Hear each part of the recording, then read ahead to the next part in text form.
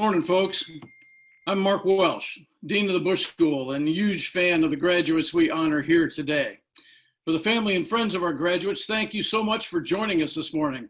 Even virtually, it wouldn't be the same without you.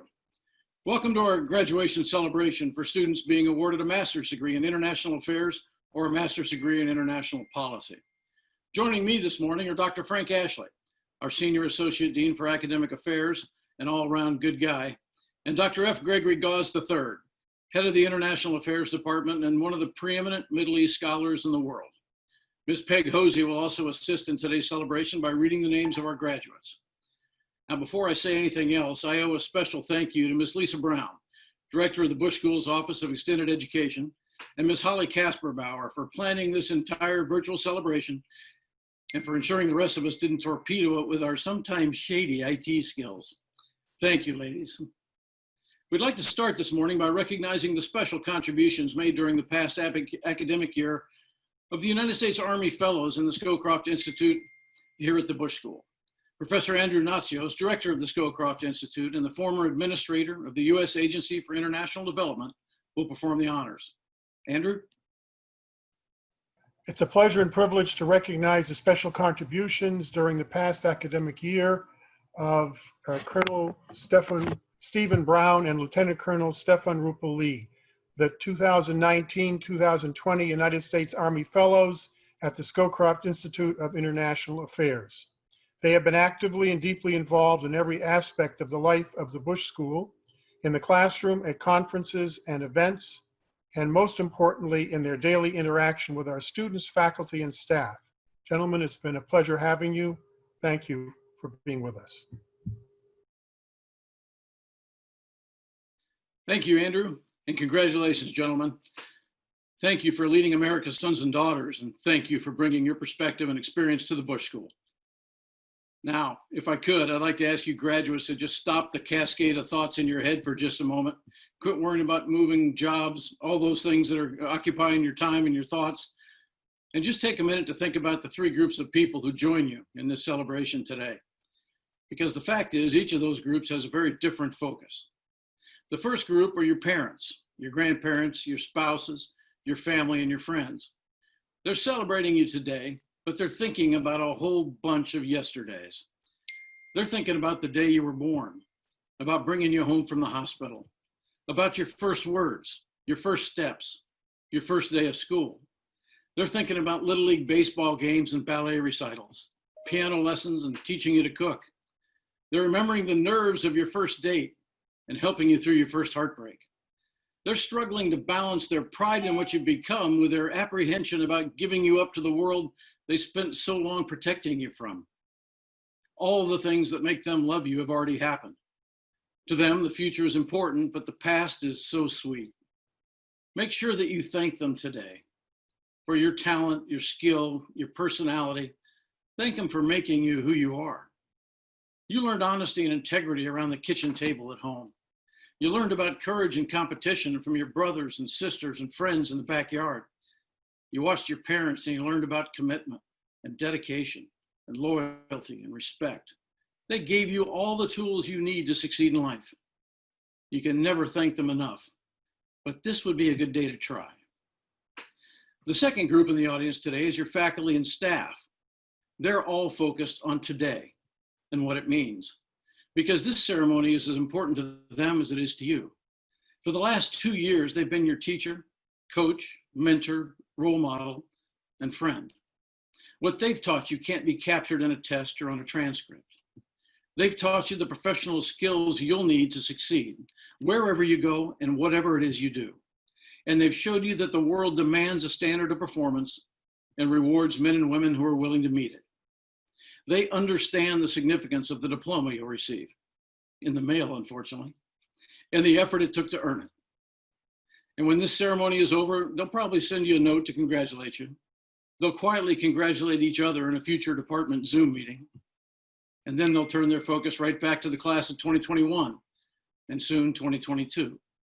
They'll continue to teach, to coach, to mentor, to be role models, and to inspire. It's what they do. It's who they are. It's why I happen to love them. They shape the professional platform on which you will build your future. There's really no way to thank them either, but you should try. And the third and most important group today is you, the graduates of the class of 2020. You are very clearly focused on tomorrow, and that's exactly as it should be. The other members of your class have been a huge factor in your success. Together, you've worked, played, laughed, cried, and celebrated. You've learned how to deal with success and sometimes failure, even how to deal with a pandemic. You've learned how to respect others, to listen, and to seek and understand and value different points of view. In some way, at some time, they probably carried you. The worst thing about this virtual celebration in my mind is that you aren't all sitting in one place, wherever that is, side by side, to celebrate this mountain you climbed together. But COVID-19 doesn't change the incredible impact your classmates have and will have on your life and success. And it certainly won't impact your friendship. You should thank them today as well. There's one other thing I would ask that each of you do today. Do it for me. Make a commitment to yourself that no matter what path you choose in life, you'll run it at full speed. In your lifetime, people are going to do incredible things. They'll win the Nobel Peace Prize. They'll craft groundbreaking international treaties and agreements. They'll provide life-saving aid to people all over the world. They'll develop educational programs that reach all children in all countries. They'll become university chancellors and bank presidents, corporate CEOs, city managers, state governors, secretary of state, chairman of the Joint Chiefs of Staff, and president of the United States, and leaders of governments all around the world. By the way, you are those people. And that's why the rest of us are so excited today. Our world is about to get better. The challenges we couldn't overcome, you will. The people we couldn't accept, you will. The technology we couldn't master, you will. And the peace we couldn't find, you must. Sorry, I'm getting a little emotional just thinking about you guys hitting the streets. We don't want you to go. Don't be afraid to be really good at whatever you do. This world needs your talent, your energy, your commitment, your ideas, your smile in the morning. It needs your A game. So bring it. You've already made those of us who love you proud. Now it's time for the much tougher task of living up to your own expectations. You've worked hard. You've earned this day. Tomorrow, the adventure begins. Go make yourself proud. I'd now like to invite Dr. F. Gregory Goss III to take over for the recognition of our graduating degree students. Dean Welsh, faculty colleagues, family and friends, and the candidates for graduation in the class of 2020. Howdy. The Department of International Affairs is pleased to present to you the candidates for graduation in our 2-degree programs.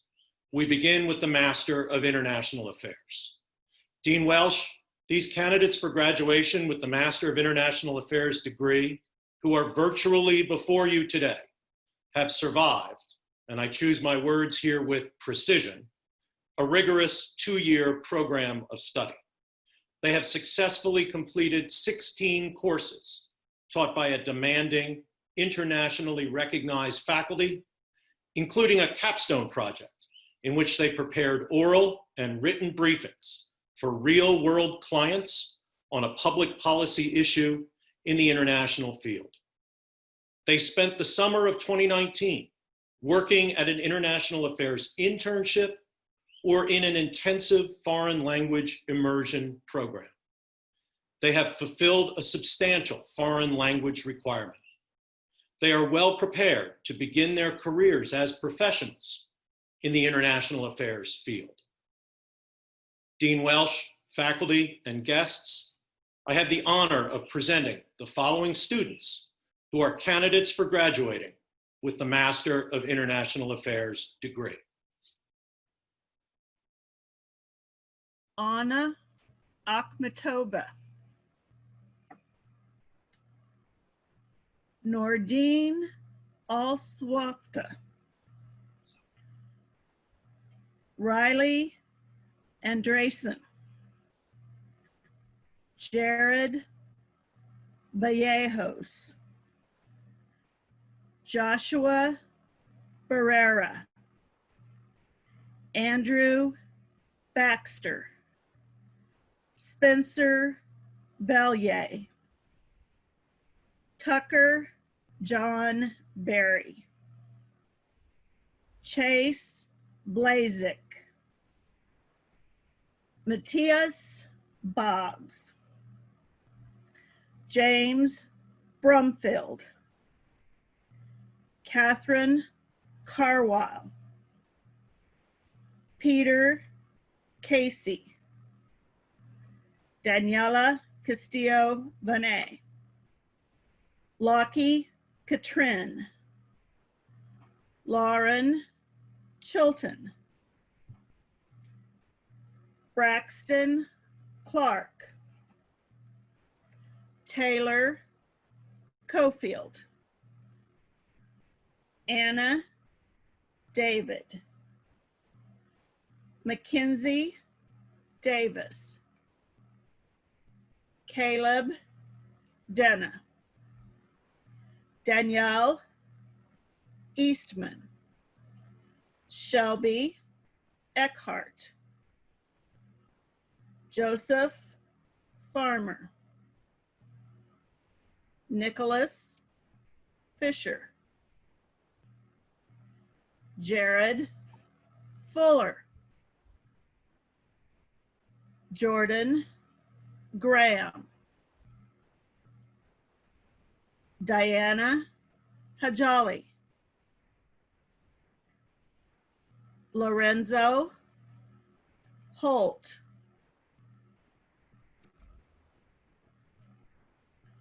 Kelsey Hall, Benjamin Johnson, Denzel Johnson, Grace Cam, Andrew Keel, Jonathan Kemp, Catherine Kraymeyer, Daewon Kwok, Martha Lerma, Miranda Lindsay, Briggs Long, Kate Lowe, Matthew Lowe, Chad Miller, Tristram Charles Polycarp Mezak, Dorothy Montano, Alan Morgan,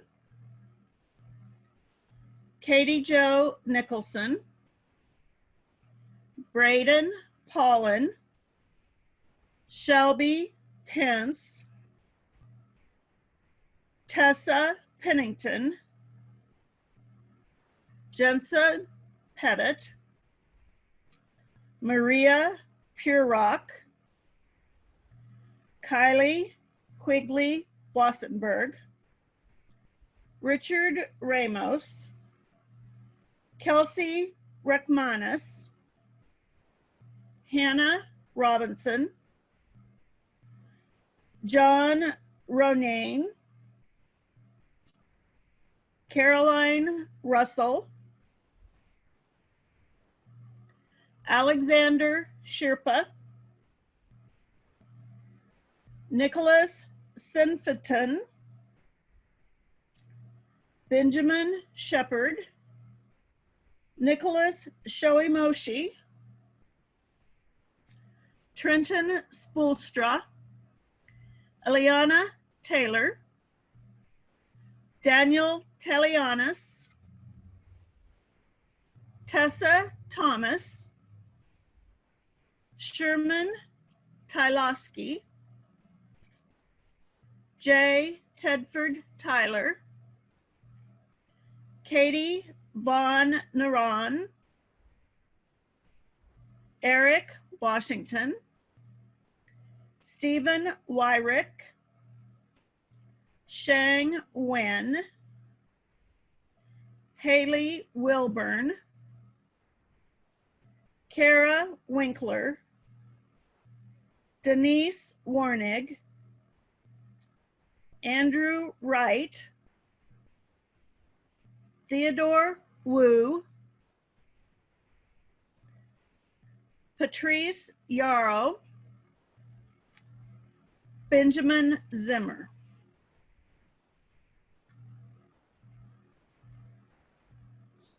Congratulations to all of you who have completed the requirements for the Master of International Affairs degree. And now on to our second degree program, the Master of International Policy. Dean Welsh, the candidates for graduation with the Master of International Policy degree, who are virtually before you, are already proven professionals in the area of international affairs, with at least 6 years of experience in the field as a prerequisite for their admittance into the degree program. They have successfully completed 10 courses taught by that same demanding, internationally recognized faculty I mentioned previously. Those courses included a required course in international relations theory, a required course in the fundamentals of the global economy, and a 5-course sequence in either the field of national security and diplomacy or the field of international development and economic policy. They are well prepared to continue their careers as professionals in the international affairs field. Dean Welsh, faculty, and guests, I have the honor of presenting the following students who are candidates for graduating with the Master of International Policy degree.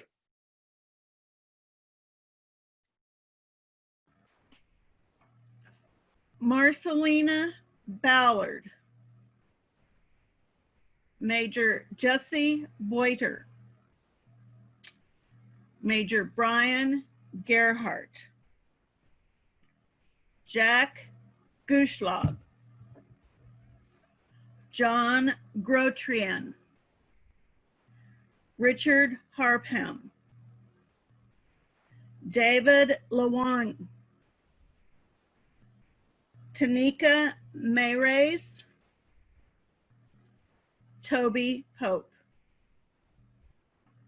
Congratulations to all of you who have completed the requirements for the Master in International Policy degree.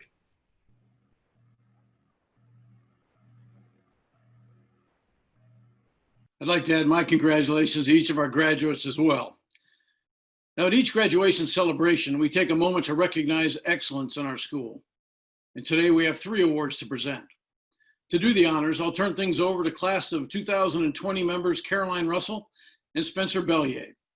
Caroline and Spencer will present the Silver Star Award for Teaching Excellence and the Silver Star Award honoring a staff member. Caroline? Thank you, Dean Welsh. This year's Faculty Silver Star Award goes to Professor Catherine Weary. I nominated Professor Weary for the Faculty Award because of her skills as a professor, as well as her going above and beyond outside the classroom for the Bush School. As a professor, she supports her students and creates an environment where it's easy to do well. The analytic and briefing tradecraft skills she teaches in her class are invaluable. Professor Weary has also been putting in a lot of work outside of her teaching duties to grow the Bush School's Intelligence Studies program, including sharing about the Bush School to donors at Exploration Day and working to connect students with potential employers. Professor Weary, your students adore you, and we're so thankful to have you as a professor and a mentor. And we don't have awards yet, but we did make these cool stickers. Thank you so much, Caroline. This is a really great honor. Thank you all and congratulations. The Silver Star Award for the staff as selected by the students goes to Peg Hosey. And Ms. Hosey, I know that us students sometimes put you through a lot. Frantic emails about high demand courses and new rule questions such as the classic, when is graduation? And of course, the mountains of lost phones. Despite all the trouble I'm sure we cause you, I want to let you know that we greatly appreciate everything you do for us. There's so much that couldn't happen without you, and this award is recognition of that. I can't think of anyone more deserving. Thank you, and congratulations. Thank you so much, Spencer and class of 2020. This year's been a challenge, but we got through it. Congratulations, everyone, and thank you again. Every year, our graduating class selects one student to be their collective voice on graduation day. It's an incredible honor to be selected, and it's an incredible privilege for me to present this year's class speaker, Peter Casey. Thank you, Dean Welsh. Howdy. My name is Peter Casey, and I'm humbled to share a few words with you today. First, to the Bush School faculty and staff, on behalf of the class of 2020, I'd like to express our deepest gratitude for your lives of service. Your witness, more so than any material you taught us, has been our true educational experience. To Dean Welsh, Dr. Gause, Dr. Ashley, Dr. Upton, Ms. Hosey, and all of those in the administration of the Bush School, your leadership, especially in this present crisis, will forever be a model of sacrifice and service for all of us as we go forth. To my classmates, I am still in awe that I somehow snuck into this class and had the opportunity to learn with you. You have all been like family. You've taught me, we've shared meals together, you've babysat, you've tolerated kids coming in on Zoom calls, and you've helped us in times of need. From the bottom of my heart, thank you for everything for these past 2 years, and I anxiously await to work and serve alongside each of you in the decades to come. To my wife, Jenny, my words can never be enough to express my gratitude for all that you've done and sacrificed these last 2 years. To our children, Magdalene, Pauline, Patrick, and baby Casey, I no longer worry about your future as much as I once did, because I know that those present who have come before me and those who are here beside me will always work to keep, as President Bush said, moving forward, always forward, for a better America, for an endless enduring dream, and 1,000 points of light.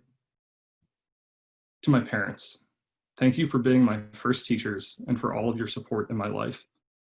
To my dad in particular, thank you for being a witness of public service in the city of New Orleans, an undeniably difficult place to be a public servant. Alexis de Tocqueville is often misquoted as saying, "America is great because she is good." I've heard this quote many times in the last few years, but as an amateur historian, I feel it's necessary to correct the record. In the early 19th century, 2 British ministers visited the United States and came to the following conclusion, quote, "America will be great if America is good. If not, her greatness will vanish away like a morning cloud," end quote. In the midst of the present crisis, where the novel coronavirus is rampant, oil is crashing, and the economy for graduates looks less promising than we might have hoped, things may not seem great or good to us. What then can history teach us about greatness and goodness in tumultuous times like these? Perhaps the obvious place to turn is to that of the life of President George H.W. Bush, our school's namesake. From being shot down over the Pacific Ocean during World War II to losing a presidential re-election campaign, I can only imagine that President Bush's life did not always go in the direction he expected, particularly in times of crisis. Of all the events and stories of the president's storied life, I'd like to focus on one in particular. On November 9th, 1989, the world watched in amazement as the Berlin Wall started to come down. Now, when we think of the Berlin Wall, we often think of President Reagan and his fiery address to, quote, "tear down this wall." However, if you look for similar speeches by President Bush, who many may forget was president when the wall came down, you won't find one. The president was adamant about, quote, "not dancing on the wall," end quote. In other words, the president refused to triumph over the moment and denied himself the opportunity to take any personal credit. In response, President Bush was scorned by the media as a wimp, and Dana Carvey continued his rather brutal Mr. Rogers-like impersonations of the president on Saturday Night Live. Dr. Jeffrey Engel, director of the Center of Presidential History at Southern Methodist University, offers an important explanation for what may seem like a missed opportunity. Quote, "When we think about Bush not dancing on the wall, remember he's invited to a bigger dinner dance 2 weeks later," end quote. This bigger dinner dance was a summit where the president met personally with Mikhail Gorbachev to discuss what lay ahead for the world as the Soviet Union began to dissolve. Rather than reacting out of pride, fear, excitement, ignorance, or any other emotion he could have experienced in this unexpected and pivotal moment in history, President Bush kept his focus on something that was greater before him. I would argue that our parents, role models, and professors have shown that same attitude at various points in their lives. For instance, while it is impossible not to be impressed by the greatness of our faculty, the stars that General Welsh, General McLaughlin, or General Field have earned, the brain power of academics like Dr. Sowell, or the things that Professor Ulcer can neither confirm nor deny that he did, all of these accolades or facets of our professors' lives point to something more. While their achievements should and must be recognized, their achievements illustrate the lives that these individuals have lived and the ways in which they have leveraged their skills, talents, and education in humble service of something greater than themselves. And so, to my fellow classmates of the class of 2020, there's nothing that I can offer that President Bush, the faculty, and mentors in our lives have not already taught us. And that is that humility is at the root of goodness, and greatness only stems from goodness. In times of uncertainty or trial, especially within the noise of this present crisis, choose humility and focus on the things that are most important, primarily the humble service of others. The uncertain times that lie before us will certainly pass, but the choices we make and the character we forge will follow us forever. So, to our classmates, professors, family, and friends, on behalf of the class of 2020, thanks, gig 'em, and beat the hell out of coronavirus. Peter, thank you for those great words. And thanks for your commitment to your family in this country. Everybody knows it, how remarkable that is. To the family and friends watching today, you've just seen one small example of why we're so excited about and proud of this graduating class. You know, one of the victims of the current pandemic was our annual award ceremony, at which students who had completed the requirements for the Dean's Leadership Certificate and the Bush School Medal of Excellence received their awards. The slide you're seeing now honors those students who earned the Dean's Leadership Certificate by completing additional academic work, finishing a rigorous self-study and self-assessment program, and conducting a number of experiential learning activities. It also recognizes those who earned that Bush School Medal of Excellence by completing the Leadership Certificate and then also spending 2 years developing a reflective learning e-portfolio that captured the lessons they learned during their graduate school experience while perfecting their professional writing skills. Congratulations to all of our Leadership Certificate and Medal of Excellence awardees. We're proud of you.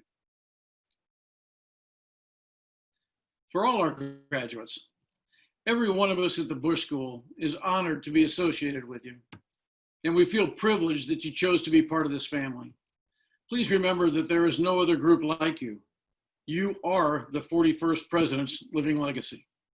He once said that in 100 years, I would like to look back and have historians say that from that school came generation after generation of people who were committed to public service for the right reasons, because they believed that public service is noble and they believed they could make a difference. He'd be awfully proud of you today, and I know that you'll make his dream a reality. Please never forget that you now carry his legacy. Wear it proudly. It's worthy of your respect. Congratulations and best wishes to each and every one of you. Go forth and live honorable lives. Love your family. Honor your friends. Respect others. Serve selflessly. And do great things. Make your world a better place. And please stay in touch, because we want to hear all about it. Ladies and gentlemen, thank you all for joining us today. This concludes our celebration, and I don't think there's any better way to close it than with our favorite song. So Maestro Brown, if you would cue the music, we'll send 2020 on their way the proper way.